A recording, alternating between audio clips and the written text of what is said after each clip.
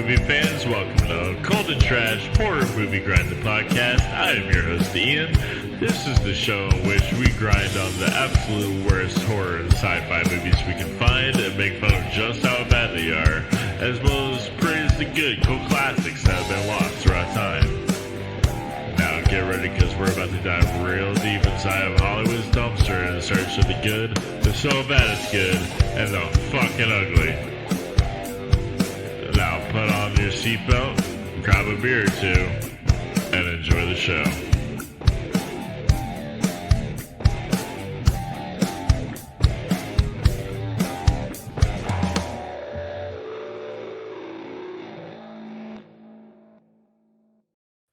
Yo, Basket Case, 1982. This is a cult classic by a bunch of nobodies on a shoestring budget. You will not recognize a single person in this cast. You will, however, recognize the director, Frankenlotter, from the movie we did last week, which is Frankenhooker. And so we're back with his first movie, Basket Case. This movie started out as like basically a joke. He just wanted to make a movie that he didn't think anybody would see, just to play downtown New York at like a single theater. And then it became a cult success with many sequels, about 2 of them. Yeah, so here we are with Basket Case. And other news, I literally just minutes ago came up positive for COVID. It's very light. You can't really see it, but it's there. I'm fine, but in a couple days I'll probably be feeling like Belial himself.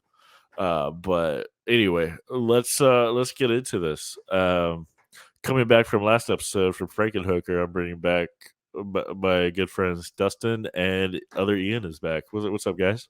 What's happening, man? Thanks for having me. Hell yeah, yeah. You were like, let me join, and I was like, okay.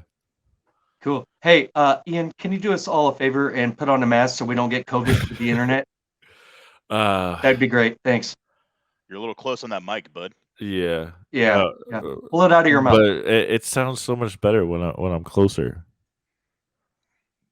and that's worth it. Okay, get close. Yeah. Okay. Rudy Gobert. I've got some other guests joining, but yeah.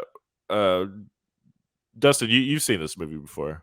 Oh yeah, I love these movies. I've seen all of them. Yeah. Unfortunately, I wish I had a copy to show you guys, but I don't. You'd think I would, but I've got digital copies. Yeah. So I don't believe you've seen it though. Oh, okay. All right. Should I leave now, or are you just gonna boot me out of the chat?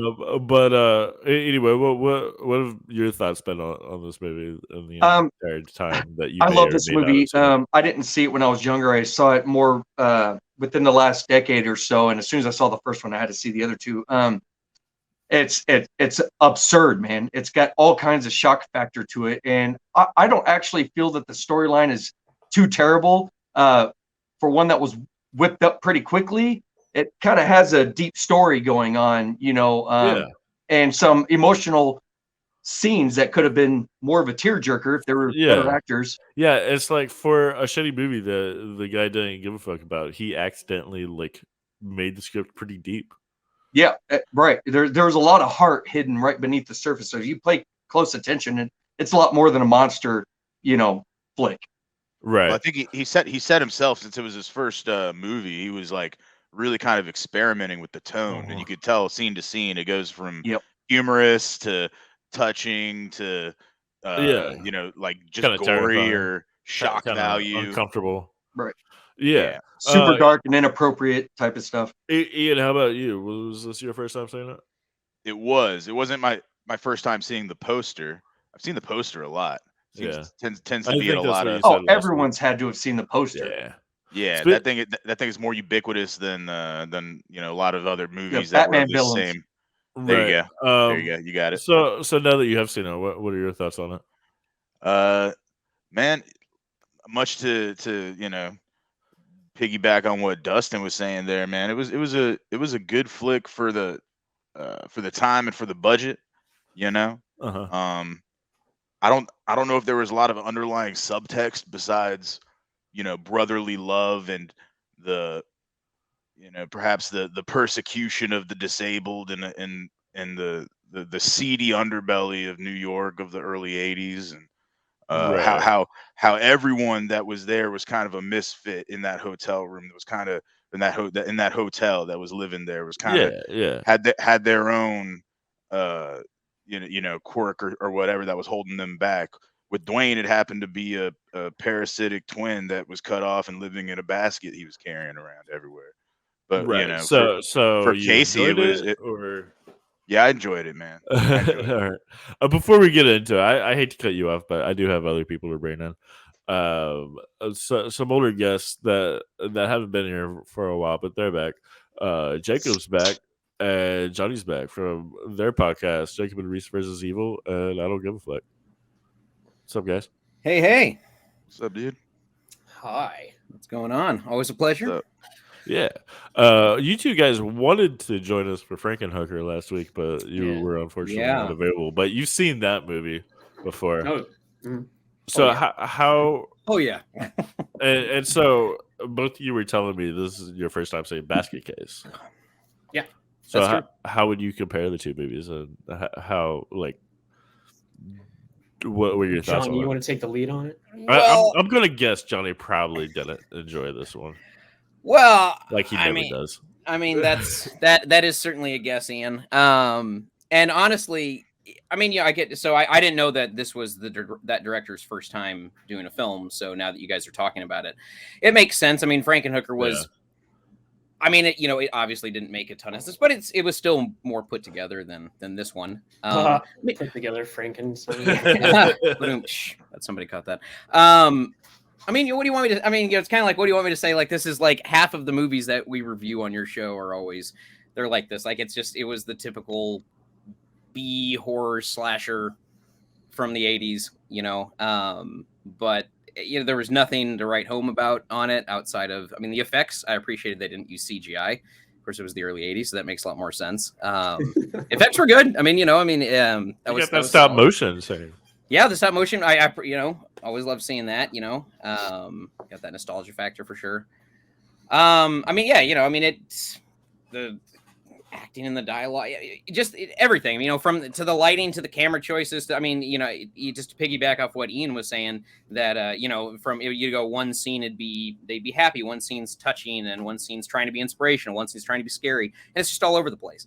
But it's whatever. It's the guy's first film, and I walked into it thinking it'd be a trash Cold War, but I liked it, honestly. I actually thought it was a lot of fun. I mean, I told you how much I love Frankenhooker, and although I don't like it when movies intentionally try to be bad, I didn't think they were, but some scenes it kind of seemed like they were trying to almost. It's a mixed bag. Yeah, I still enjoyed it, though. I mean, I didn't, when the film was done, I wasn't like, all right, I wasted 90 minutes. No, it was entertaining. I didn't know there were two others. I would actually probably watch those.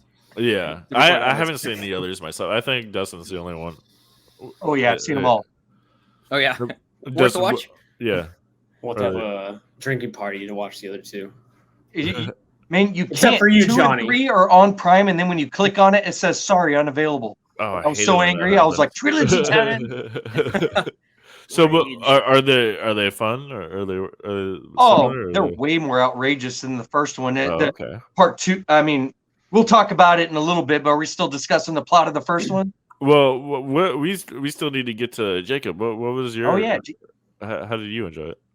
Oh, it's goofy as hell, and I really enjoyed it. I mean, it's in the same vein to me as like Evil Dead, Dead Alive, just that old schlocky horror cheese factor that has like a bunch of underlying themes. Like this one's like very Cain and Abel, but then of course it like you have some of like the worst delivery of dialogue and some of like the stilted acting. The acting was atrocious. Oh man, and then some of the staging too. Like a lot of the cuts and transitions were hilarious. Like where the camera would suddenly shift to like a serious tone from behind a character's shoulder. What I really appreciated about it was how dirty and grimy it was. Yeah. Like only like a few locations in New York, but like like the apartment complex. I just loved how gross it was. And I think loved that was the same hotel that was in Frankenhooker, actually. I was gonna say that it looked just like it. Yeah, They it filmed the made entire sense. movie in one building, so I mean, the doctor's office had to have been. I mean, there were Yeah, pipes. probably Like it was a storage. It was obviously a storage room. Now the hotel Broslin that it's named after. That was the only sign that sign that they had, the neon sign was the only one of the only props they actually made for the movie. A lot of the shit they got out of dumpsters, like the furniture and the stuff that you see in the scenes. Yeah. They just found it wherever they could or brought it from their own place. Gotta admire that, Oh yeah. On a dime, But- scrounging, get scrappy. But they knew where to spend the money for the money scene, and I'm sure we'll get to it. But for the epic climax of this film, but going from there. And then like a lot of the screaming got to be pretty unsettling when Belial wouldn't shut the hell up, and also like the prolonged death scenes were like probably my favorite part about this is like when people are just screaming for like a good 30 seconds before they finally collapse off screen or something like that. Especially like Dr. Cutter. Like her entire death is it's magic. It's so beautiful. Did anybody put a stopwatch on that? Because the screaming camera was ridiculous. Have your remote ready to turn it down because it's just going to be random screaming all the time. Yeah. It was literally one step away from her taking a breath and continuing to scream. Yeah, which I'm pretty sure is that would have been great. I wish they did do that. Yeah, definitely like an airplane at that point. Definitely could have done without the rape scene at the end. We didn't need that, nor the blood bottle at the end. No, there's a message there. Oh boy, but also I do appreciate this movie in that like it spawns so many references throughout like pop culture, like the Simpsons episode where Bart has the Siamese twin in the roof. I was wondering if that was a reference to this movie. Yeah, or Bad Milo, which was basically about a man and his shit demon that lives inside of his ass. It's a comedy film, but it's pretty good. It's definitely basket case. And then also just recently, Malignant. Malignant is very basket case. Yeah. Hey, when did Total Recall come out? 87? Oh, that was like 86, 87. Yeah. Okay. So did it have an influence on Total Recall as well? Very end, use the thing. Could have reacted quick. Every idea always stems from a prior idea in some shape or form. Okay, what was the earlier example of a parasitic twin other than basket case? I'm sure it exists. Movie, I would it must, think, right? Like what was it? Black and white, probably like a black and white 50s movie, I would assume. Well, okay, not including Siamese twins were in like or conjoined twins were in Freaks, and there was a pretty bad joke in this movie. In the early 1900s, Freaks and Siamese twins were a huge deal. I mean, people paid money to go to carnivals. Yeah, but to see someone with an arm dangling off their head. I'm talking like parasitic twins, where you got like a. Okay, so it ties into that for sure, but like, I've got one where you got a completely mobile shit coming off your body or somewhere on you. That's like that's like so identical to Total Recall. You nailed it. That's like almost exactly the same thing, and his entity was evil too. What? No, Quado was good. Quado was good. He had depending on type of shit. Who's he was a freedom fighter. he was a terrorist. He was a terrorist. Hey, one man's terrorist, another man's freedom fighter. Are you saying that Total Recall? Are you saying Total Recall was just basket case on Mars? There we go. Possibly. Precisely. Well, no, I get because apparently they are like a 180 from each other, Belial and. So actually, I would like to bring that up. You said that Belial was evil, and actually, I would like to bring up the case that he wasn't. He was just misunderstood. The real monster. Tell me when you're done, because I have a lot of evidence to suggest otherwise. All he wanted to do was live his life, and then everybody was like, first of all, like.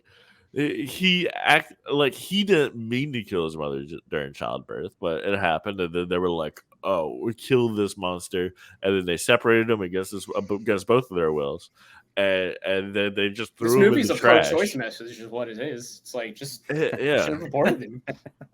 I'm sure that's what they were thinking when they were writing the script. Yep. I mean, no, it's that it was their body and their choice, and they didn't want to get separated. So the fact that happened in the first place is this is a revenge movie where they're going out to kill these doctors. And it is, but at the same time, it is as much as the real monsters. But also, the mother had no agency. We don't know what her wants or needs were. besides what the father wanted. Belial may Sure. have murdered quite a few people, but it was only because they were fucking with him. Like he was just trying to chill in his basket, and they're like, "Oh, To be let me look fair, into these this people are basket." just opening the basket to see what's Yeah, inside of it. exactly. They're not. They don't know he's there. They're So- bothering him. Yeah, but Bothering him. Okay. hey, I guess they should Elephant not. Man.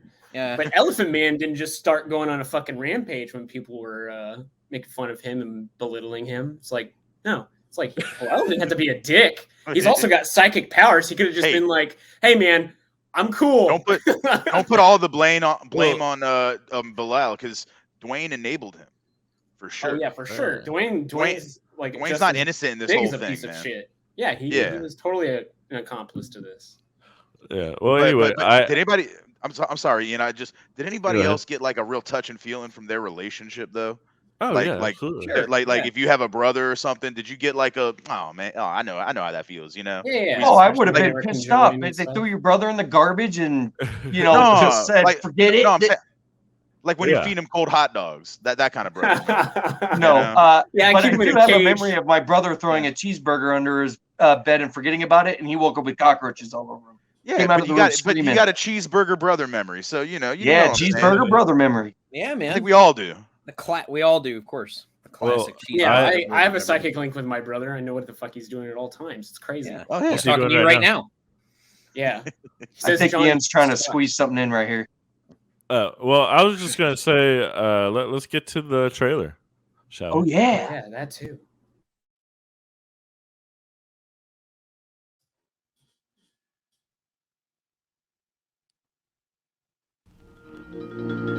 What's in the basket? What is the secret Dwayne is hiding in the basket? Hey, Dwayne, what's in the basket? What's in Who's the got basket? a locker, Easter eggs? a lock on the whisker basket? Whisker basket? Is it? What's in the The basket? basket got whiskers, Close. dude? No, that guy's got whiskers. What's in the basket? I mean, Dwayne's hair is beautiful though. It changes great throughout, hair. though. You notice it goes from big to like, look how small it is in this. What's in the basket? Yeah, It- 1 minute he's got the Mel Gibson Lethal Weapon mullet. Casey next is he my looks like favorite Gollum. character from this movie. What's in the basket? How do they keep it so clean? And how does he shit? That's the first thing I saw. Well, he doesn't have an ass. He doesn't. He's like Kim Jong-il, dude. Well, then how does he eat? If he eats, he needs to shit. He doesn't eat. He can't. Oh, that's true. He just screams. That's, Maybe he that's vomits how it up like a shark. he just screams. Yeah. But then the inside of the basket would be gas. It spontaneously combusts. Well, also, why Becomes use a energy. basket? He can break out of the basket any goddamn point. Well, no, he's Yeah, got he's clearly got strong a enough. safe on it. He's got a safe on it. Yeah, that's So true. he- He is so he very can breathe. strong. You say he's Yeah. strong enough, and I have something to say about that right there. If you find the script, it is written that he does have he has a couple superpowers. One is superhuman strength, and the other is his telepathic abilities.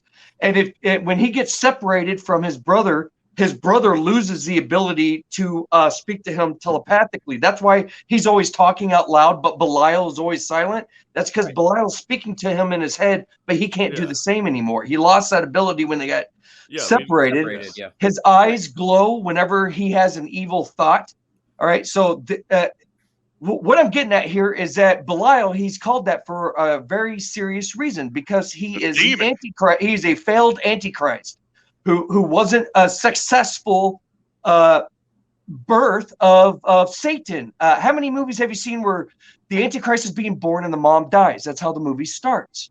Okay. And then you start realizing he has nothing but evil thoughts, rape, murder, eating, tearing people apart, everything evil you can Yeah, think but of. And when that's those just when things people happen, his bother him, eyes though. literally glow red. Yeah, Well, but he it- wasn't it- evil until his environment when everyone tried to kill him. He was fine. That was the living with his human part brother. of him, treating them like garbage and literally taking them out like it. Yeah. Well, if you Yeah, if, like you he's a Taking product of advantage. his environment.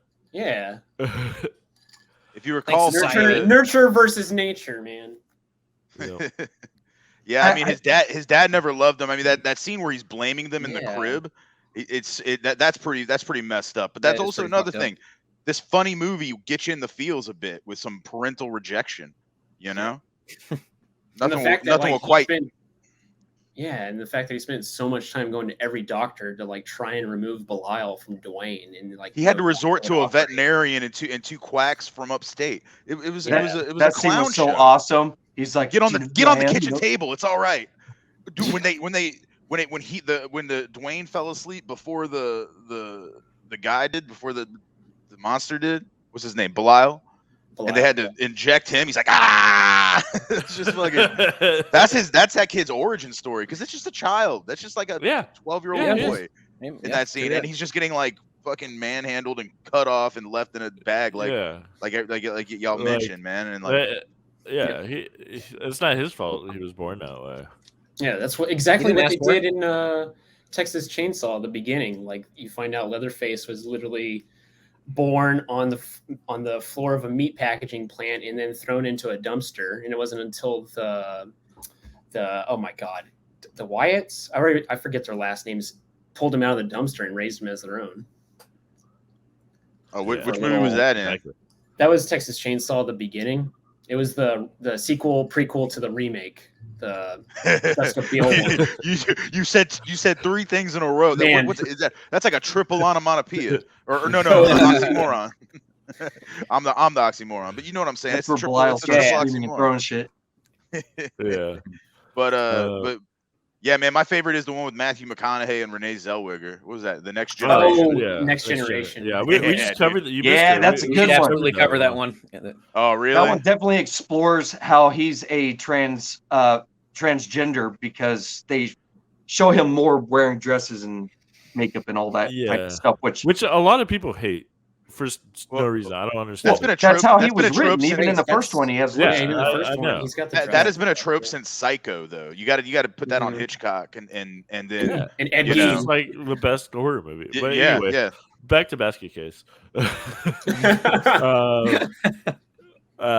So, damn, where do you even go from here? We've done a great job already. I don't know. Would any of you carry your harbor around your severed twin and feed it cheeseburgers and let it commit murder? Well, I don't. Well, I it don't depends on the psychic connection, right? I think that's also he's what always gone. Is like so, like I was going to say the first murder, but the first murder is like really random. It's just like a random person being stalked in his own home. But I don't know. No, it's not. That was one of his doctor. That was one of the doctors that separated him. Dr. Sneidergrass or whatever. She was all being a smartass about it, but we threw him in the garbage. It was shit. Remember the flashback scene where it shows all three doctors? Yeah, they're all I gotcha. And that's why they grabbed the documents too. After that, when he goes in the motel, Belial is just chill until what's his name goes on that date. Did he lose the lock or something? Like halfway through this movie, he just loses the lock. Oh, that guy that steal the money. Yeah, he kicked it. He kicked it off. Yeah, he kicked it off, and he couldn't just, dude, fucking 50 cents in 1982 to go buy a new lock at the goddamn corner store bodega in Times Square. Yeah, but all this happens like pretty quick. But also, I bet Belial. 2 days. 2 days. This whole movie is 2 days. Over him. I mean, that could have been easily like a power trip for Belial. Like, okay, I'll let him lock me in. Because he could break out of that basket, right? Anyway, what I was gonna say is that like after the intro scene, the first murder that occurs is he goes on a date with the girl, and he starts like getting horny and shit, and I guess their psychic connection really fucks with Belial, and he just loses his mind, and then he goes, I don't have a dick. I'm gonna bite your face off. And then we get such a lovely scene, which is right here, actually.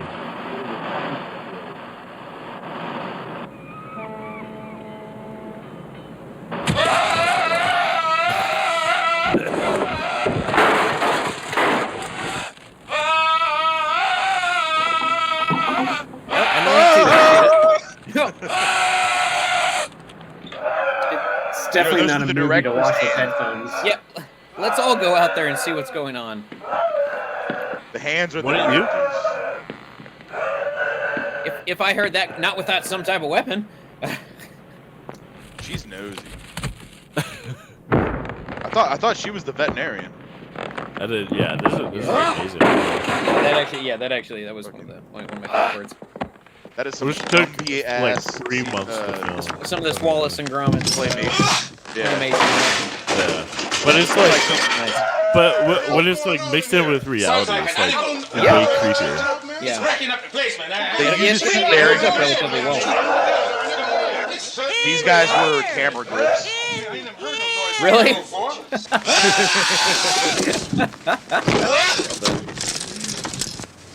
You know, Like, a lot of so those creepy. Animations, some of the best parts. most of the names in the credits are made up. Yeah, I mean, it seemed very the Tommy Wiseau, the Room kind of, where he's just They only have, they only like 14 people. using dead people's names. Yeah. But yeah, I heard actually that. Hold on, I heard that the director he did the stop motion and it pissed him off so much because he didn't have the patience for it. Which, if you ever have tried stop motion, it's very It takes a long fucking time. You need a lot of patience for it. And he just like threw the tape across the room and just like left it there for 3 months, just like pissing him off more. And It was his Belial. It was his pretty much. Yeah, he threw the same tantrum that Belial did with the tape that he tried to film with Belial. Just he wasn't I'm horny. glad he kept it because the stop motion animation just like really great. rings home how hilarious this movie is. Yeah, but it also, like I said earlier, it really cashes in on that creep vibe. Like, it's so creepy. Creepy. I think his scream is creepier than anything else. I would have It's to agree just, with that. Yeah. It's just so loud and unsettling, especially in those prolonged. Yeah. And especially when you see them making out like this, and then he just shows up.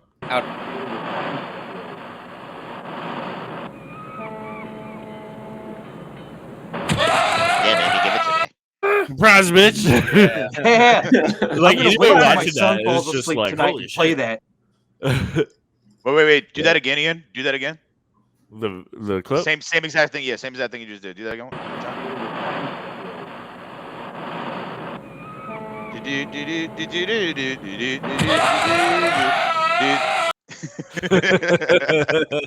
That's pretty good. He's like, no tongue. Because with their second connection, he's like feeling like he's just like, it's just oh god, this is horrible. Can I throw something out of left field here real quick, gentlemen? No. All right. Well, here I go anyway, Ian. You don't control me. I'm not your Belial in a basket. Okay. The floor is yours. All right. This whole movie, I was like, were they trying to go for a TV movie type thing for maybe the first 75% of this movie? I'm like, are they going for a TV thing?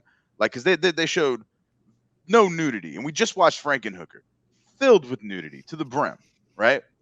So I'm thinking, okay, yeah, maybe that's just the direction. They did a little teasy scene with Casey in her room, filled with smiley faces. She walked into the bathroom and just like started taking her bra off. Y'all remember that? And then you wait, and then 90 minutes in, all of a sudden it's like, bam, full frontal running dick, just flopping in the wind. Wayne's like moderate, like average to below. I mean, maybe he's a grower, who knows? But it was more ball sack flopping than wiener. It must have been. It really must have been. He chose a different route with the whole nudity, because back then you showed a dick that was NC-17, and that was a death sentence for movies in the 80s. So does that lend credence to the fact that Ian said he didn't want this movie to be seen, so he just like put like flopping male genitalia in the climax of the film? But okay, so I wrote down. I take definitely matched his hair. That's for sure. Hey man, it was 82, different times. We just let things ride back then. Come on. Well, that's true. But then okay, they slightly redeemed it with one boob. Did you notice that in the very end they only show one boob when the director's hands are feeling up the main starlet, because the director was the hand actor for Belial, right? So of course he's gonna write a scene he's like Quentin Tarantino with feet. He's gonna write a scene where his rubber wrapped hand can like do a little nipple poke, you know? Very rapey. Oh yeah, terrible. But getting back to, and that's something else I wanted to mention. The rape scene was just as unsettling to me as it would be to any average viewer. But they did do a little connection thing where the aunt, if you notice during the flashback scene, she reads a bedtime story to them. But the bedtime story is an excerpt from The Tempest by William Shakespeare, right? And it's specifically a speech given by shit, I forget his name, but Cabrera or something like that. Yeah, Caliban. And Caliban, you got it. And Caliban is a rapist and a monster that's disfigured and animalistic, right? Yeah. And he's giving this, and his speech specifically is one that, you know, Shakespearean historians and shit have said, you know, is the one spot where they kind of show a little humanity because of his appreciation for like the beauty of nature or something, right? So I think that they kind of tied that together, which goes back to the nature nurture thing. Like, was there something in the coddling that led to this feeling of entitlement that this parasitic twin had, that he could just go and take, you know, like he feels like it's okay because that's all he knows. Like pretty much. And because he had like such a forgiving aunt that was like, oh yeah, you killed your father with a fucking Hot Wheels buzzsaw. Chill. No, I won't tell nobody. Y'all had a hard life. Or is the director just wanting to seem deep just so he could, you know, cop a feel, really? Yeah, which apparently the crew was so disgusted by it that they all just like left. By they all, I mean like 2 or 3 people, but yeah, the crew is very. They weren't happy. Ian, can I step out of left field here in a second? Okay. Oh boy.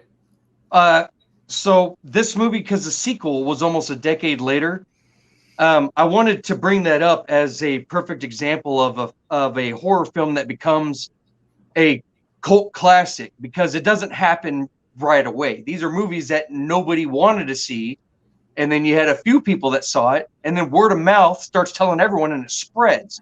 Well, that's the time frame we're looking at when a movie is something nobody cares about, and then over a decade, everyone seems to know what it is who's on that train of watching, you know, the movies that nobody speaks about in the mainstream, you know, flick settings. Ian, you go ahead. You don't have to raise your hand. This isn't school.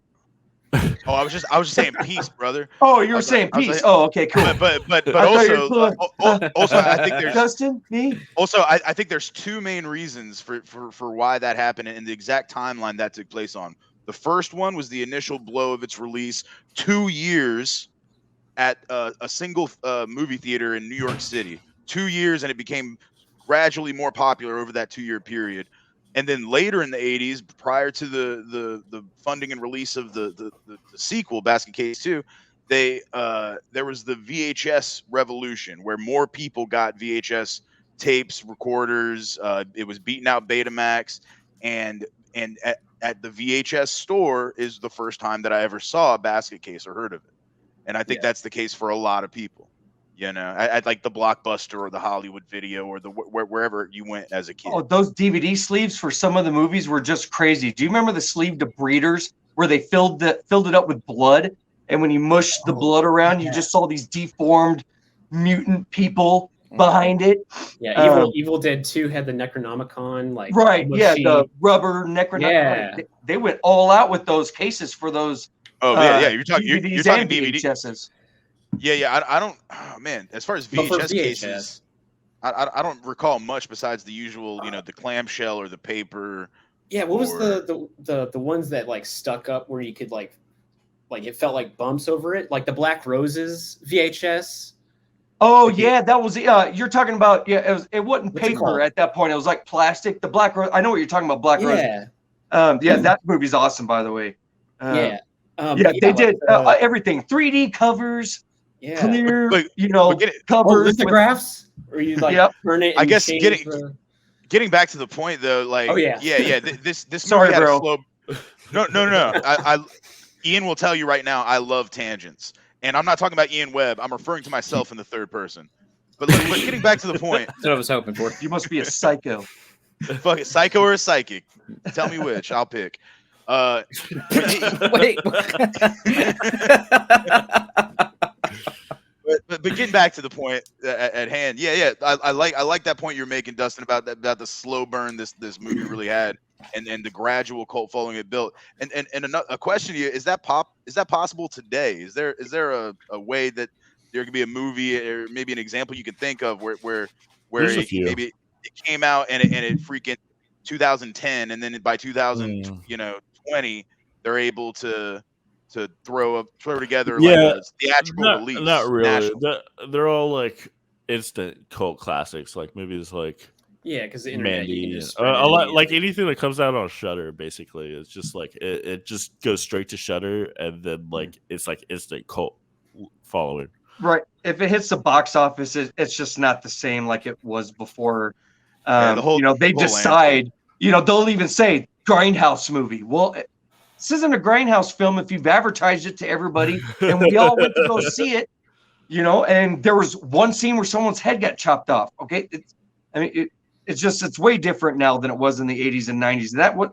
It made movies so unique because you knew you found something special. Yeah, and that's not the case now. So if Everybody everyone's can see seen it and they all called it a cult classic, they don't understand how that happens. It's through there's no exclusivity. You're building a reputation. A film is over decades. That's true. However, I do have a slight disagreement. Like I was saying, movies that go straight to Shudder, movies on like kind of independent, small production companies like on Spectravision, like that is owned by Elijah Wood, and stuff like that. There's some of them.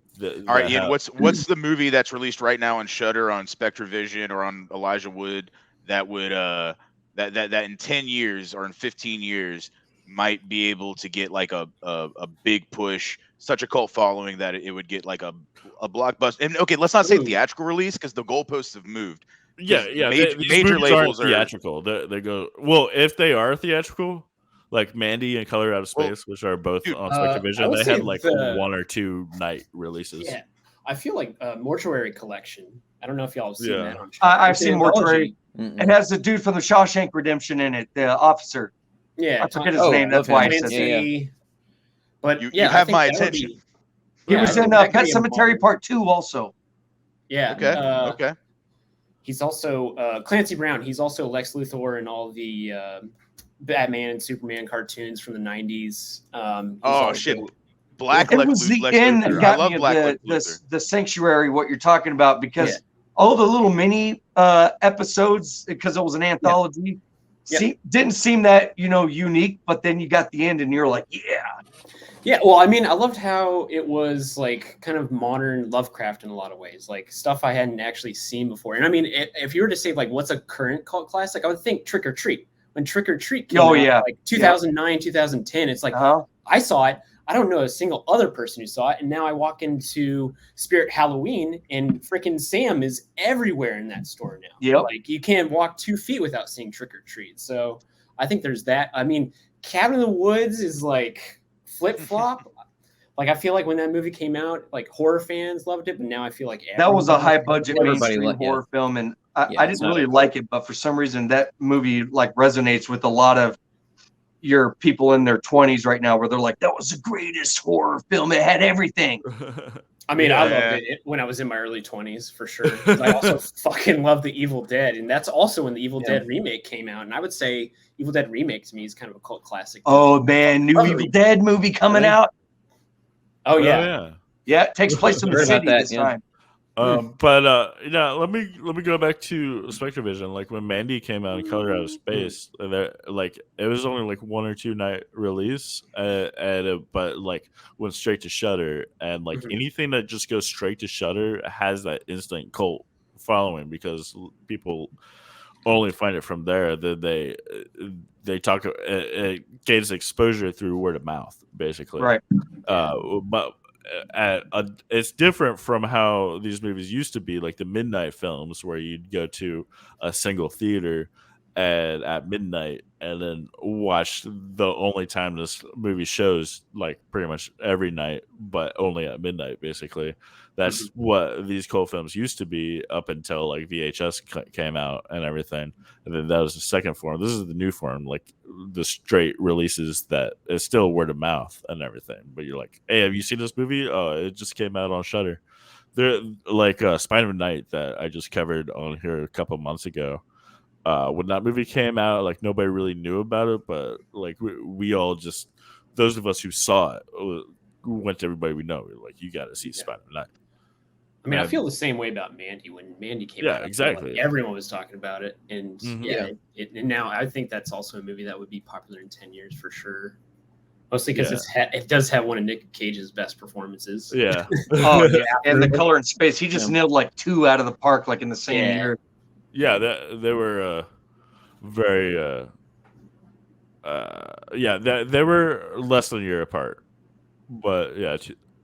So that begs the question: then, does a cult classic become one within a year? Does it take time? Like, does it take 10 years? Yeah, that's the thing. Is it used to well, like midnight films, right? Were pretty instant back in like the 70s, but then you have movies like The Thing that was very bombed. Yeah, bombed, and then right, and then critics hated it, and then over decades became really popular. A cult classic must bomb. Critics talk shit, and nobody sees it, and then over the years, it gains popularity because of a cult following. Yeah, you're just saying that all these, they became cult classics initially because they were on Shudder already, and I was like, well, if they're new, then they wouldn't be a cult classic quite yet, right? That's what I was asking, what your opinion of the definition was. All right, I don't think anyone now, because everyone knew instantly of those 2 movies because they had Nick Cage. They were already blasted out there as go see this, but you're not. Yeah, but they weren't like, mainstream. Like you see trailers for it, and when you go see the Avengers, you don't see trailers for Mandy. Well, sure, it comes out. But also, everyone big budget blockbuster. Yeah, I mean, almost everyone checks Rotten Tomatoes these days, though, just to like, oh, am I going to get my bang for the buck? Stop checking Rotten Tomatoes. Yeah, don't check. It's always 2 dudes' opinions. But I mean, no, that's what I'm saying. Is like most casual people will just like check Rotten Tomatoes, be like, oh, people think this movie's good. Okay, I'll go see it because that seems like it'd be worth my time. And then money. it sucks. If you're gonna choose Rotten Tomatoes, go with the audience score. Audience score always. Right. I mean, I don't go with either because I think a lot. Of, yeah, me neither. I'm saying if you can't, I go with. You have to see people's opinions. Stick between the 55 to the 85% range on Rotten Tomatoes. Those are always the best ones. 55 to 85%. Here's what I go with: is this a sequel that came out 20 years after the original? In case no, I'm not going to go see it. Does the trailer show me that it sucks? Then no, I'm not going to see it. The trailer's never indicative, though, of if it's going to be good or not. Like that's also if it's like 2.5 hours or 3 hours, I'm just like, okay, I'm just going to wait for it to come out at home because I'm not going to sit in the theater for that long, unless it has to be something like super special. Oh, that's because science has proven that humans only have a 90-minute attention span. So your average movie is 90 minutes. And when we start seeing 2.5 hours, instantly we're like, oh God. Well, especially as an adult where it's like, oh man, I got shit to do. I know. I'm lucky if I get that much sleep. Yeah, it's like I love video games, but anytime somebody's ever like, man, you should play this, it's like 60, 70 hours long. It's oh man, like Stand. I'll binge 10 hours of a TV show though.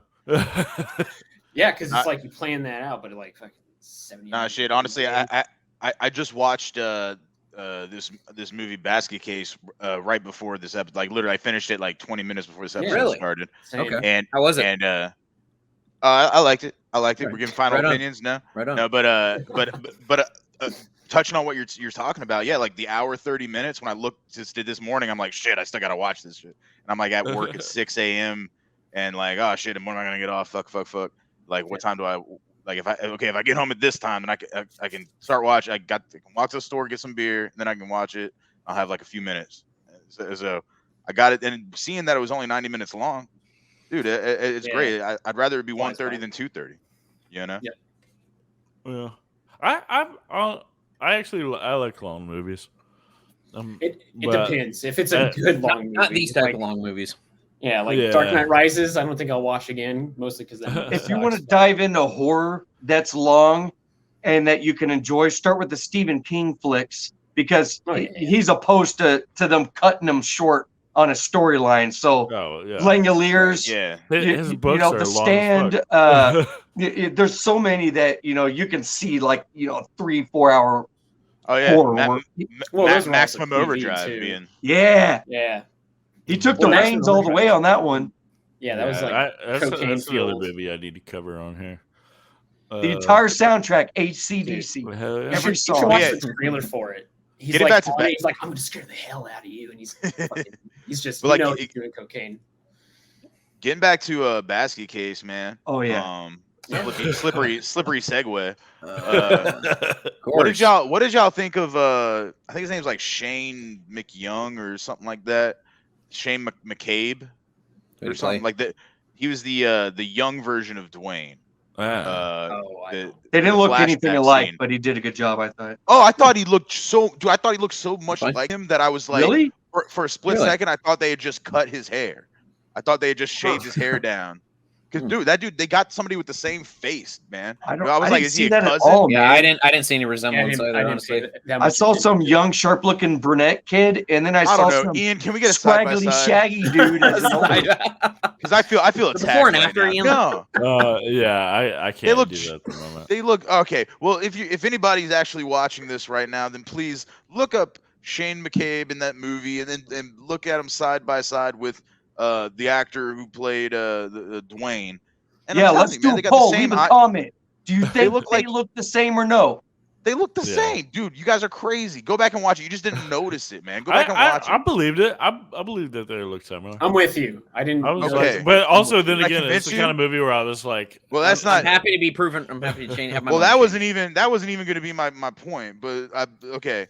So, what did you think of his performance? Was my main question. What did you think of like his acting abilities and what he was putting forth out there on the screen? The kid sold it because he needed to behave 5 years younger than himself. That scene with their their aunt that's taking care of them and reading them a story. He in that he's like a teenager, but he had the mannerisms and the attitude of like a 6 or 7 year old hearing a story for the first time. What about when he's getting strapped down to the kitchen table and he's going, no, oh God, no. Oh no, yeah, God. Oh no. he had strong points and then weak points as an actor. All right. Well, to me, the weak points stuck out a little more than the strong points. They There's stuck definitely some out strongly. post-production recordings. I There was try to some- yeah, find there- the good in everyone's shitty acting. Okay, no. I try to find the good in everyone's shitty career, and this kid turned his little role in this little 4-minute flashback sequence into a significant run in Hollywood as a stunt actor and a stunt coordinator. Yep. Yeah, he actually was the main stunt double for the Young Indiana Jones straight to video series. If y'all remember that from the No, I watched the that. 90s. Yep. Mhm. Okay, yeah, he I was don't remember whenever That was a good show. whenever That's that pretty cool. whenever that wimpy fucking actor playing Indiana Jones as a child was like, "Ugh, I don't want to jump over that pit. Ugh, the snake might touch me." That's when Shane McCabe stepped in, and he was like, "Dude, they've been strapping latex onto me for cutting me open on kitchen tables since I was fucking 9, bro. Dude, Yep. let me jump this pit real quick, dude. You don't even, dude. We got our own trailer here, dude. Are you know how lucky we are? You know, like so this." And he ended up actually as a stunt coordinator on Star Wars Episode 2, I think it was, just for the UK cut. Well, he but- sounds like the greatest man to ever exist. Yeah, well, He's an that American came out of hero. this movie. Dive about this character. He's a treasure. For 2 seconds. The had the only most person who successful found a career career following out of this this movie. Exactly. Good for him. Yeah. Did you two just say the exact same thing at the same time? Jinx. Which takes me to the what do you all think of the bar scene where he gets drunk and then he's just the like laughing, exposition. just so yeah. He's, That's not he's a bad jokingly exposition. cracking on his own brother, and His brother's sitting right behind him. For the What a first time, freak, he's, yeah! he's loosened up for the first time. Like he said, like I'd never drink, and so it's like the first time he like gets drunk and he loosens up, and it's like you know how people are secret. with like people who don't drink when they get really drunk, they just like Get goofy. Honestly, that Yeah. scene Say showed whatever. me more about Casey than it did about Dwayne. Because She's a bad influence.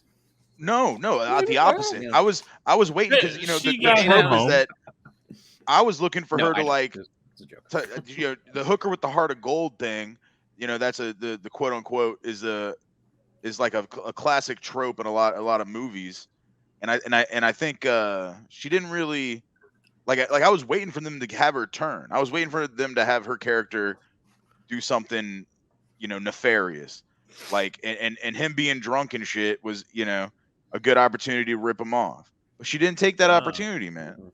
And in fact she just brought him home, and what they weren't even like they didn't even fuck, man. They just like. No, she just made sure that he got to bed, and then she went to bed safely, and she was like, "That's my buddy," and it's like, dude. But then she looked in the basket. She exemplified what it means to be a great prostitute. She was okay. Take notes, kids. Yeah. and speaking of that, yeah. Like, is there some kind of reference to Pandora's box with this basket, right? Is this another deep subtext? Are we going past Shakespeare to the Latin? If so, how do you figure? Because it's a box. You open it up, bad things come out. Yeah, it's chaos. Yeah. Satan is in there. Hey, I'm pretty sure Abel. He does have the name of a demon. Cain and Abel train. Belial is a biblical name of Satan.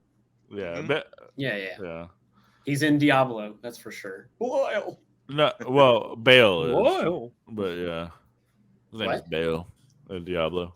No, Belial's in Diablo 3. He's like one of the bosses. Like Cain is always like saying Belial. Oh, okay. Oh, yeah. Okay. Well, anyway, is there anything else anybody wants to bring up before we go on to the next segment? Hold on a second, Ian. I guess like the makeup. Hang on. He's not done. He's got 3 whole pages left. Okay. What you got?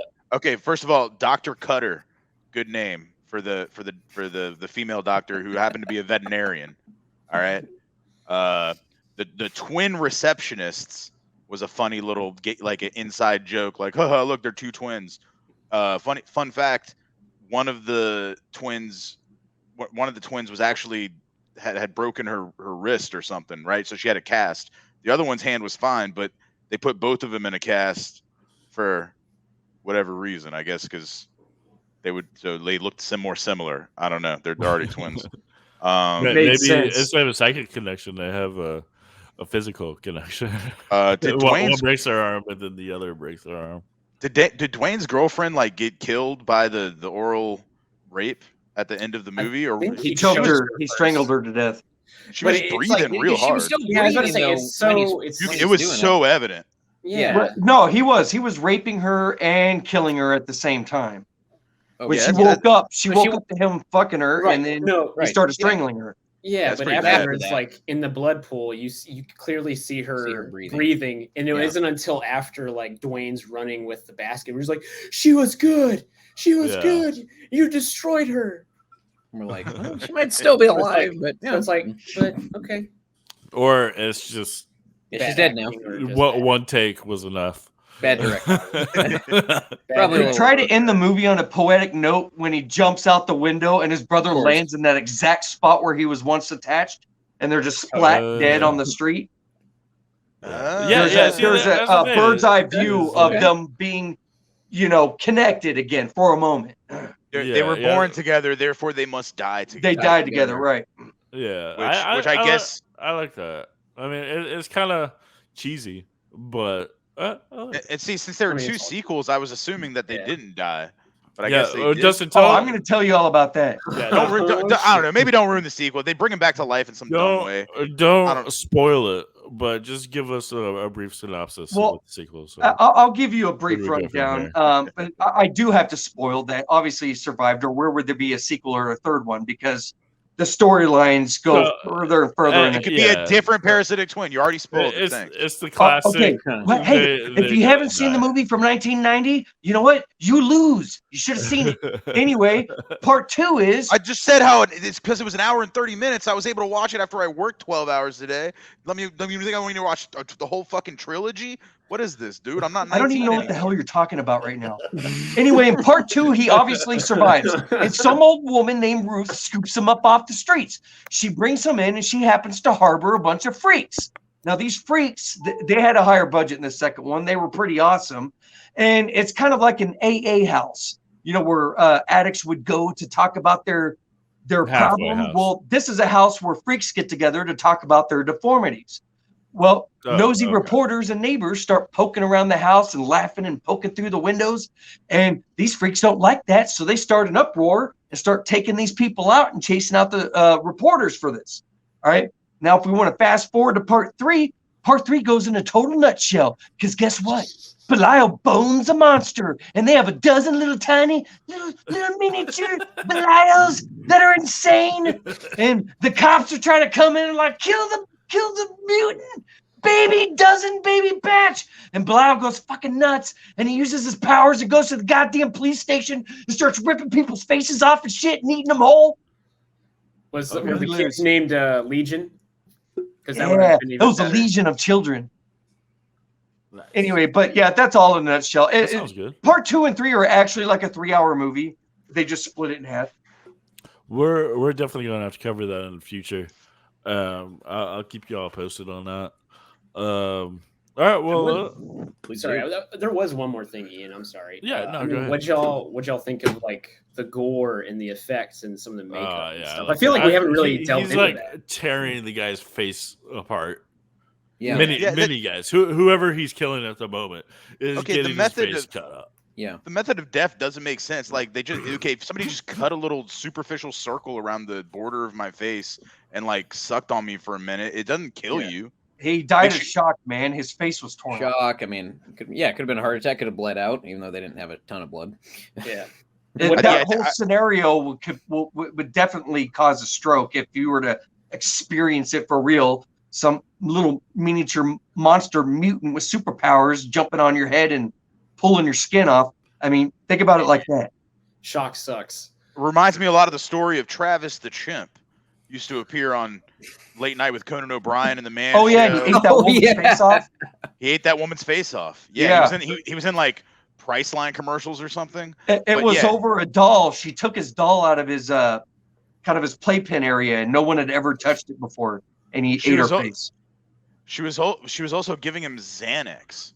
She was giving a chimp Xanax. Oh yeah, because that's always a good idea. She was handing him Fritos too. Yeah, I did I think one of my favorite kills, even though I thought it was a bad kill, but just the scenario and the setup of it, when the dad's going down the basement and Belial and Dwayne are probably just building like this ridiculous saw contraption just for it to like slide down and cut him in half. Oh, like, yeah, perfect split. But you're like, how long did y'all spend on that versus just like killing him in his sleep? Yeah, that wouldn't work anyway. But yeah, that must have influenced Home Alone. In fact, I'm sure. Yeah, right. No, that was Predator. Predator influenced Home Alone. And it's not the only Joe Pesci. Yeah. It's not the only Joe Pesci movie that this influenced. And yeah, I'm thinking of 8 heads in a duffel bag. Oh, dude, come on. You know, in Home Alone, he was so used to cursing that he had to come up with his own words every time he wanted to say fuck. So that's he kept saying fuck so much because he had just gotten done doing Casino. So it was in his vocabulary to say fuck every other time. I wish Basket Case had cursed. I wish that that would have been nice. That would have been cool. Yeah. You know, instead of if you go okay, Very and Cartman. also that begs the question. I wanted to tear my own face off every time he screamed like that. That begs the question: if he could scream like that, and he has a tongue and a mouth, like why can't he vocalize in words? But he can think in words, and he knows English as a language, but he can't vocalize it. There's something going on a cellular level that we don't understand that even the writer couldn't add in there. But no, here's what it is: it was too difficult to make his lips move while filming it. It would have cost too come much up with money. some bullshit. Yeah, I like that. But see, their bullshit wasn't. It wasn't in their budget. They didn't want to pay someone. Their bullshit didn't discredit the ability for him to talk. Like maybe he used to be able to talk, and then the dad like cut his tongue out because he was like so fucked. Like he'd say such fucked up shit like that. I'm just giving out examples of how they could have steered that. In a different, because obviously it's a budget concern. Right. Yeah, you can speculate that all crazy, but I think they wanted to emphasize that he had a psychic connection with his brother and spoke to him telepathically, and if they started exploring outside of that, you would lose that that's what's happening. Hey man, That's when Markeith and Marcus Morris played on the Phoenix Suns together for like a season and a half, those dudes could just pass to each other like every time. It was no look. They knew exactly where each other was on the court. It was uncanny. But I guess they party too hard together, so they had to split them up.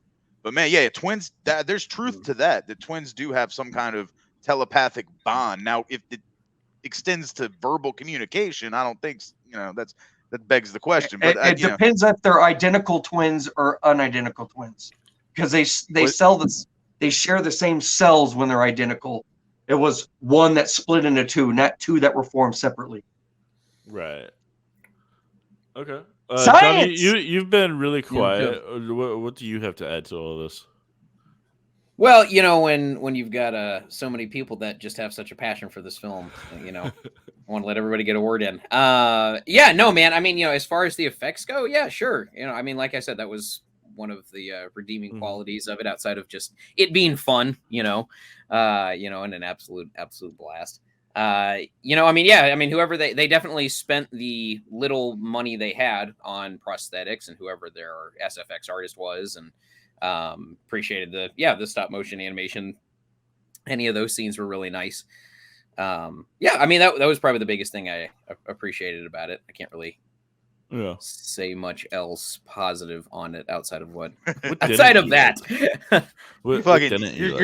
You're so cynical, man. Come on. Hey, I did enjoy it, actually. Ian, I'm surprised you thought I was going to hate it. I told you how much I love because you hate Frankenhooker. every movie. But I love Frankenhooker. Yeah, if it's a movie that's so bad but it's still entertaining, like it still makes me laugh. I mean, I was laughing throughout this entire thing. I mean, just especially at the beginning, there was one scene. The three guys, when he gets to the apartment, and they got the two guys in suits. And they're just like these old dudes, and they're in suits. And I'm like, these guys are living in this really crummy like apartment that's like a home for, like, I guess, crackheads and prostitutes. Like, I don't buy it. But just their lines just out of nowhere. What was that line? Some guy had a line about being alone or being in love or something. He sang it. I can't remember the damn line. But it just, I don't know. I was just in stitches for like 2 minutes. They were in a hotel keeper does make a point, because whenever Dwayne whips out his giant wad of cash, he's just like, man, he's loaded. He's like, so are you. Yeah.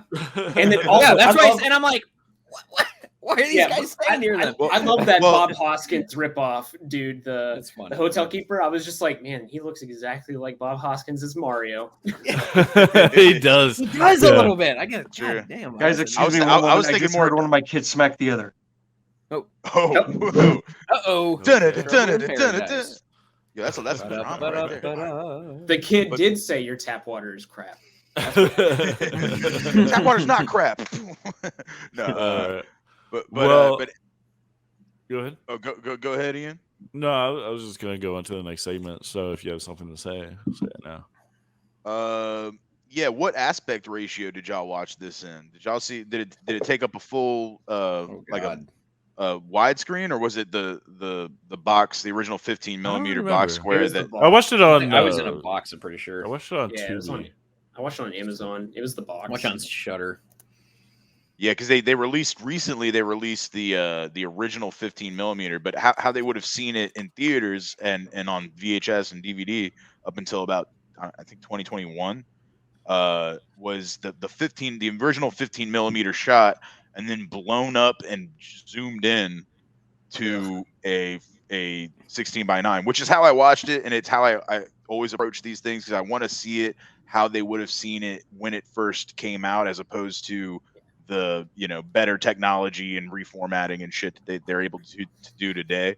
Now, that being said, I've seen clips of the 15 millimeter, probably what you guys have seen, and it looks great, man. It looks fantastic. It's much better than the 1080 version or whatever I was watching. Yeah. On the Amazon one, there was even like a title card saying like this was preserved by the Film Society or something like that. That was on the Tubi version. Yeah. Okay, cool. Yeah, I thought that was pretty neat, because it was like we were able to obtain this rare copy, and right. Yeah, and they filmed on 15 or 16 millimeter because they were on such a low budget, Yeah. And I guess and they started out. I think somebody mentioned it was only maybe it was like a $35,000 budget, $36,000 budget, but it ballooned into that from a original $14,000 investment that the director put in, right?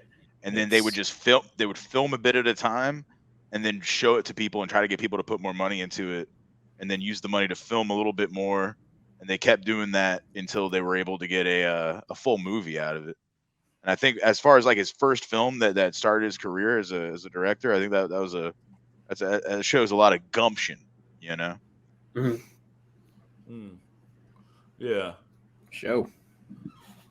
Holla. Well, let's go ahead and move on to the next segment where it's a fun time where so there's already a couple sequels, but if you could make your own sequel or a prequel, which I don't know if you've got it, I'd love to hear it. Or if you could make this movie today, how would you make it, like, in this political correct climate? Jacob, I think you were raising your hand. I'm excited for this, mostly because, I mean, like, if you were to do it modern take, it's Malignant. Malignant was very basket case recently. But also, if I were to do a sequel, I would do like Malignant versus Basket Case. Oh, shit. Either you have Gabriel and Belial team up, or they fight each other at first, and they realize, like, dude, we could do so much damage together. And then yeah, they both have the psychic powers. Yeah, like very Godzilla versus Kong, you know? And it's just like, let's just destroy the world kind of thing. And I think that would be pretty awesome.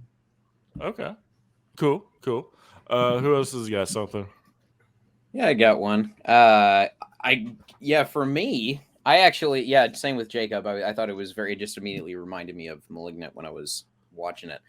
I really think it'd be, I've been getting back into Stranger Things recently, so I was kind of thinking it'd be really cool if they did some type of spin-off where, like, the Russians planted something in some type of drink or food that they supplied to us or something, and it was actually these creatures that were created were actually like a mix between a human and some type of creature they found in the Upside Down. Cool. And then, like, I kind of thought it'd be awesome if Sam Raimi directed the spin-off series. I thought this could have used a little bit of it. Just recently I saw the new Doctor Strange movie, and although a lot of my friends weren't super happy with it, I thoroughly enjoyed it. I haven't seen it yet. I thought it was cool. It was all right. I thought it was fun. I mean, I really watch that tonight. Yeah, Disney Plus. Yeah, the whole zombie thing at the end, I thought was wicked. Yeah, I thought that was Sam Raimi stuff, like the parts where it was very much obviously Sam Raimi were amazing. Right. Oh yeah, absolutely. Just adding that horror aspect back into it is something that I really miss. And stuff. Yeah, exactly. Yeah. And I really miss him, and I really miss his style. Oh, I think he'd knock it out of the park. Okay, sweet. Yeah, I wasn't thinking about this, but, like, I want to take your idea, completely steal it, but instead of, like, the Upside Down thing with Stranger Things and Sam Raimi, do more of like a what was called a Lovecraftian type thing, like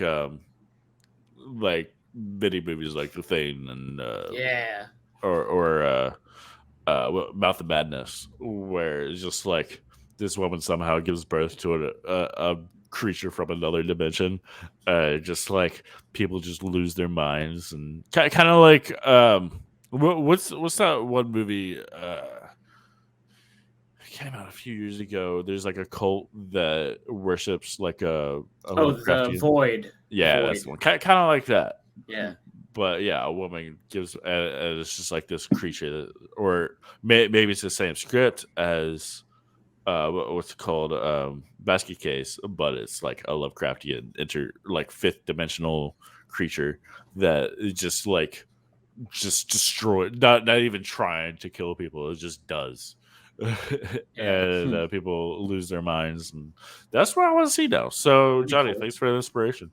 Sure, anytime. I just realized Basket Case also reminds me a lot of Batman Returns, and how, like, they try to throw Penguin into the river. Yeah. And then the whole freak show thing, and then him trying to find his parents, and then he just wants to get revenge on everyone on the firstborn of Gotham. So Yeah. Well, that was more of a biblical allegory referring to Moses and you know, the Passover and Exodus and stuff. Like. Basket Case isn't with a name like Bilal. Yeah. There are biblical elements to it. You are correct. There's the connection. Glad you found Cain it. and Abel. I'm gonna keep dragging the Cain and Abel. Cain and Abel, as in Dwayne can enable his brother to kill more people. Exactly. My original idea was: have y'all seen the old original Incredible Hulk TV show where it's just like the guy, unfortunately, travels from town to town. Yeah. So it's like a TV show like that. In each episode, he goes into a new town and he tries to start a new life, but Bilal accidentally just kills everybody in the town. So he has to like keep on going. Oh, that'd be great. In the vein, I'd like to see it more like a Quantum Leap though, where you know what I mean? A little more humor than Hulk. Or for sure. Mystery Men, like I forget her name, where she had the bowling ball, but instead of the bowling ball, it's Belial, and she just throws Belial at people. I can't remember. Janine Garofalo. So, that's the actress, but I saw Bowler. Men in She was just called theaters. the Bowler, I think. Yeah. What year did that come out? 98, 99? I saw that shit in 99. It theaters. was late 90s. Yeah. I was 9 years old. So you you got him going like from town 10, to town, and he was just like, he sees somebody robbing an old lady. He's like, "Get him, Bilal!" He's so great, and he always has to yell Belial every time. Right, Belial, Belial, come back! And that's definitely one thing they never freaking say his name in the movie, like, or they do, but very sparingly. How many times do they use the word Belial as opposed to thing in the basket? Or I think it's like, I mean, it's just Dwayne who calls him Belial. Yeah, and then his name is definitely said. He also refers to him as Dwayne at one point. And no, the brother is Dwayne. The brother's Dwayne. Yeah, the main guy is Dwayne. Yeah, I know. Dwayne refers to Belial as Dwayne at one in the bar. I don't think we should dive into that. I don't think that's a thing. No, it's real. Yeah, do you have an idea for? Oh God, he's so excited. All right, go ahead. I can go last if you want. Go ahead. What you got? Oh, on like a sequel prequel type of deal. Oh, it would definitely be a sequel. If you haven't seen the other two, you can't stop there. It needs to keep going. The third movie ends with Belial defending his litter of monster children because the police are trying to destroy his abominations. All right, so he takes out an entire police station doing that. Okay. Well, the movie's kind of left open-ended, so there's some things that could have happened. I would like it where Belial actually ends up getting killed, and then part 4 would be the children, more of like a critter setting, the litter going out to destroy and take vengeance, on their departed father who was murdered defending them. Type of thing, and they're about the same size as the critter. If you've seen Critters, the only difference is they have hair. Okay. Nice. At least that's in a nutshell. I didn't want to dive too deep into it, but yeah. So yours is a sequel to the third movie, not the right. First. It would be a sequel to the third movie. Okay, yeah, that's fine. And then I have an idea for a sequel to your idea, which is the next movie. That they somehow get a time machine, go back into the past, and meet Belial and Dwayne's mother, and have sex with her, and then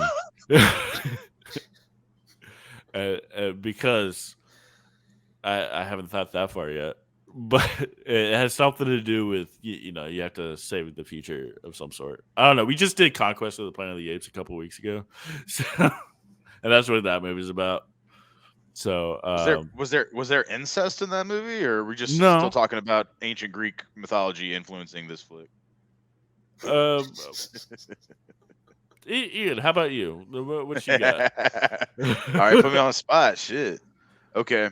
So what I got planned is a reboot, reimagining, convergence of sorts. And by that I mean, I'll tell you the title. Title's going to be Aliens 2, Indiana Jones and the Lost Basket Case. Okay. Okay. I'm with you. Starring James Cameron. starring Sean McCabe. Okay. Who is in all 3 of those movies and will be uniting all 3 of those universes. Are there Okay. biblical traps in this? There can be anything dude, everything can be in this. It's Sean McCabe, the stunt coordinator for fucking There are no Aliens limits. 2. I think he played. Yeah. He was like one of the Aliens 3. He was in Aliens and he was in Aliens 3 as a stunt guy, right? Yeah. So this is going to be Aliens 2, a direct sequel to Aliens. Okay. Forget Yeah. about the other ones. It's Aliens 2. Okay. So there's aliens involved. And he plays young Indiana Jones, but old. Okay. I mean, he's wait. Indiana old, Jones young. in the year 20 whatever. Yeah, 22, 22. 50 or whatever. Yeah. By the time this has happened, we've Time developed travel. the ability, because there are robots in that universe. We've developed the ability to use like AI to program like your personality based on your internet posts and your Right. photographs and stuff. Yeah. So So he it's an AI Indiana Jones, young Indiana Jones. no, but it's indistinguishable from him, and he's played by him. So that's But the he way has that white blood. That's the thing. He yeah, has white blood. similar to how they put Sigourney Weaver in Alien Resurrection. They're just like, oh yeah, she came back from life because DNA. Cool. She's a clone. Jurassic yeah. Park it. Yeah. See, what you you know? do is send me a private message, and then and look at what happened. I just exit out of everything. It's okay. Okay, nice. So what's the plot? He just told the plot. Yeah. There's a whole damn universe in a fucking basket, and everything goes to shit. Were you not I mean, I would listening? like to- Okay, so it's just think about it from the title. In Aliens 2, young old Indiana Jones and the Lost Basket Case. Okay, so you got the basket case. Okay, you're in space. It's Okay. Indiana Jones. He's looking for the basket case. All right, it's a part of. I don't know. You want me to give away the twist? It's a Cowboy part- Curtis. Does a Indiana facehugger attach Jones itself to was a- Belial? No, Indiana Jones has a similar situation to Dwayne. Belial isn't even in this movie. It's just the same concept. It's just like Indiana Jones had a parasitic twin that got cut got rid off of that Belial? looks Shit exactly on your like idea. Belial. And what's that? I said, you got rid of Belial for this story? It's just Sean How do we Connery include Belial? attached to his side. Junior. Oh, that I want to see. Yeah. That'd be great. Yeah. Yeah, no, the movie's not gonna have much of a plot. It'll just be able to get by for 90 minutes on its characters and properties alone. Because that goddamn it, the whole budget's gonna have to go to securing that. I mean, James Cameron shits gold, so he could just make $1 billion off that movie. Yeah. He really He can could. somehow do it. And could you see them doing Aliens 2? Like, just go back, just do Aliens 2. I would kill for that movie. It will never happen, but it's a dream. Yeah. God damn it. It's a pipe dream. So, some way out there make it happen. All right. Well, let's go ahead and rate this. So you know how it goes. I really enjoyed it. Not as much as Frankenhooker. That one's still like Frankenhooker's way up there for me. But better. this one was fun. Everything Johnny said about it, I agree. Yeah. So Surprise. I'm gonna have to give it 8 screaming, just monsters in a basket. Screaming. Don't forget that they are screaming. That's my indie band name. Johnny, Monster how heads about in you? basket screaming. I mean, I said my piece on it. It was definitely an entertaining time. I would have to agree with you that I did not like it as much as I enjoyed Frankenhooker. Frankenhooker's definitely up there in probably my top 5, honestly, for best movies so bad they're good type things. But this was definitely an enjoyable time. Just like you, that was my selection was the screams from the monster head. I was going to say, honestly, I still enjoyed it from an entertainment perspective. I would give it an 8.5. new alarms that I definitely don't want to wake up to. Yeah. For God's sake, that I mean, it'd wake me up. That's for damn sure. But I mean, if it was a peaceful dream, then I would just be so pissed to wake up to that. That would be so awful.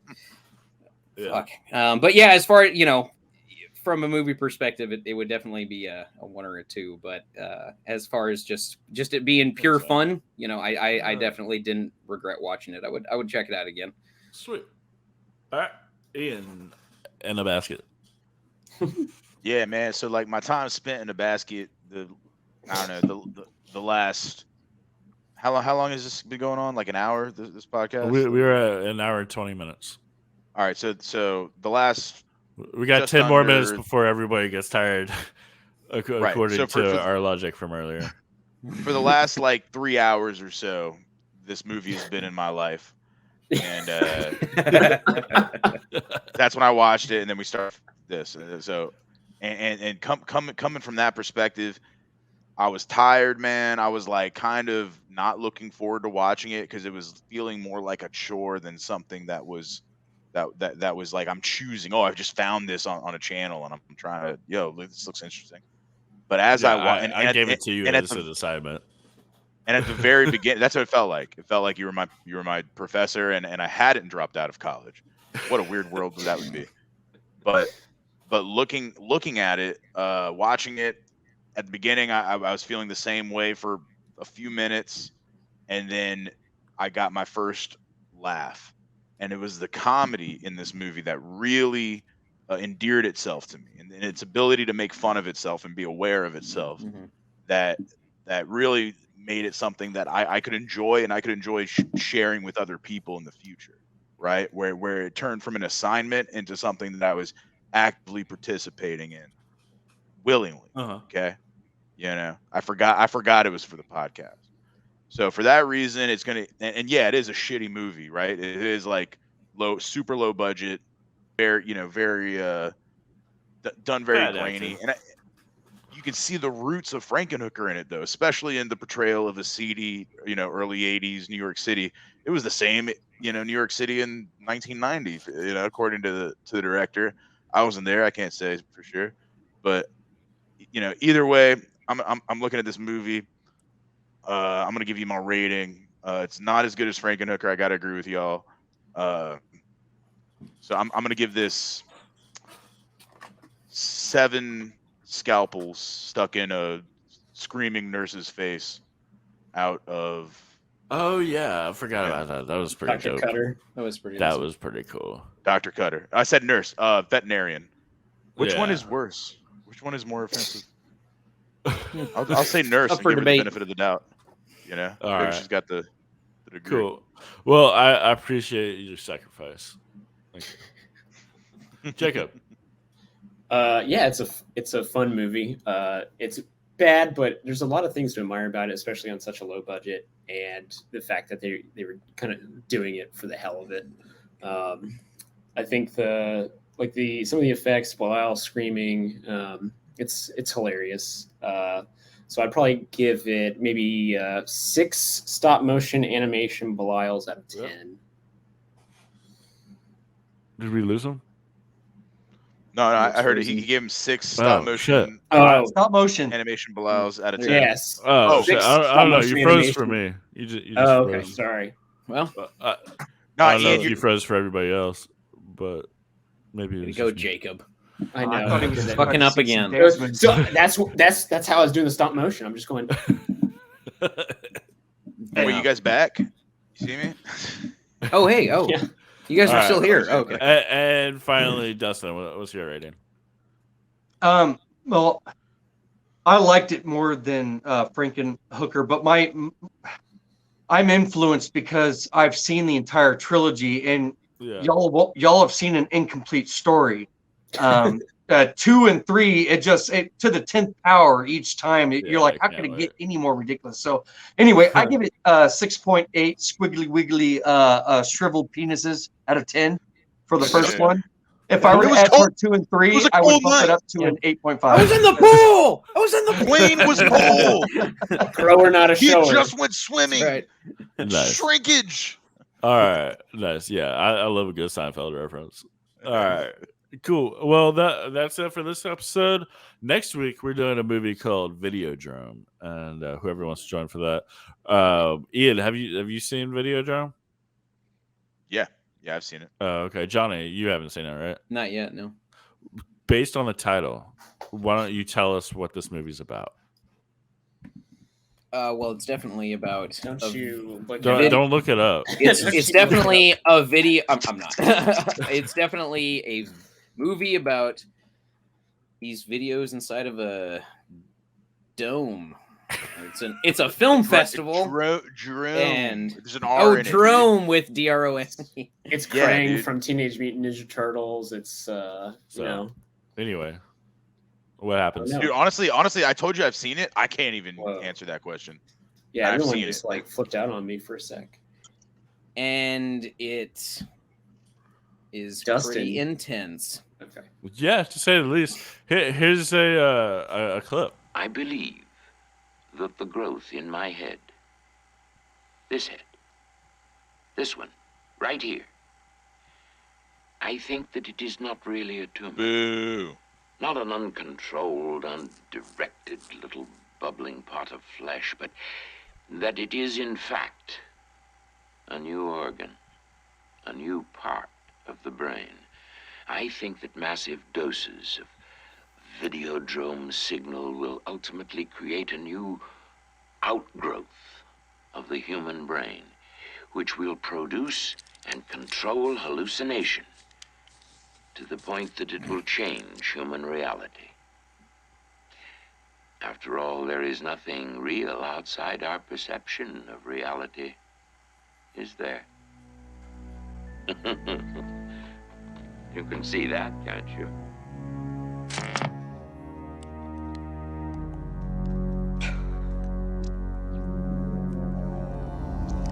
Well, of course. Nice.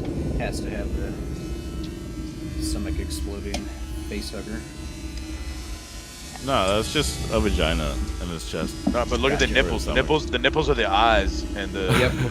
and it's the mouth. And He's like, oh, let me dig in here with the digging, gun. taking a sip out of the juice box. Let me feed you with bullets. Yeah. There you go. Yeah, that's how you feed them.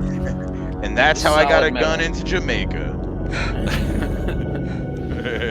Summer was awesome. Dear Diary.